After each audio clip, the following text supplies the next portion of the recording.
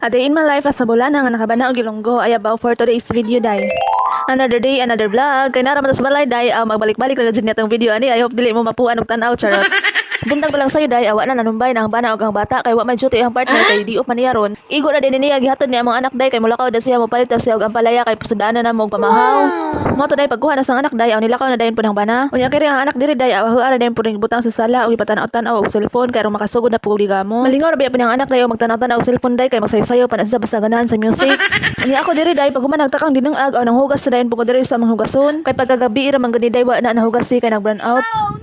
Kay dugay-dugay man pud ibalik ag kurente gabi day nya pagbalik kay gikapuyan naman pug og bakod para manghugas. Gikapuyan or gatinapol. Hoy, charot lang. Mo nang karon nabuntag na og hugasan. Nya mato day pag human nagpanghugas aw sakto pud nga nibukaw hang dinungag mo harap ang giukban kay ug mudi ni ukban kay moawas man gadang tubig. Unya kani ba among dugaganan kay oil ba gamit day. Once masudlan kani og tubig day aw modaka gad ang kadyo man ang delikado bitaw di mabantayan. Og pila ka minuto day sakto pud nga nahuman kog dungag aw niabot na pud ang bana day nakadaog palidyan. Moto day iha na din po nang giasikaso kay magluto na po na siya sugod iha na din ang itlogan kay perting pagkalamia man po ning palidya og itlogan day oy. Moto day ana nga time iha na dayong gi-slice ng palidya kay baw kadayon sa tawag sa palidya sa Ilonggo day aw natural wa siya kay baw no kay di man kay Ilonggo char. Bitaw day, just kidding. Margoso bitaw tawag nila diri sa palidya day.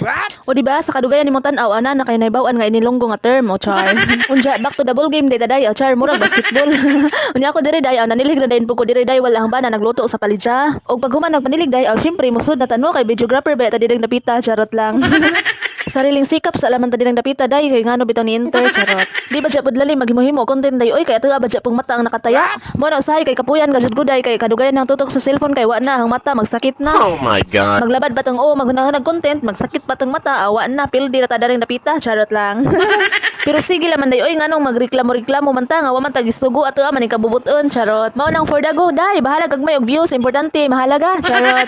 O ganing ang time day while nagluto ang bana day aw kami diri sang anak aw gadayon-doyan ra sa mi. Mo today kay naluto naman ang palidya man nagibutang na dayon po na sang bana ang itlog.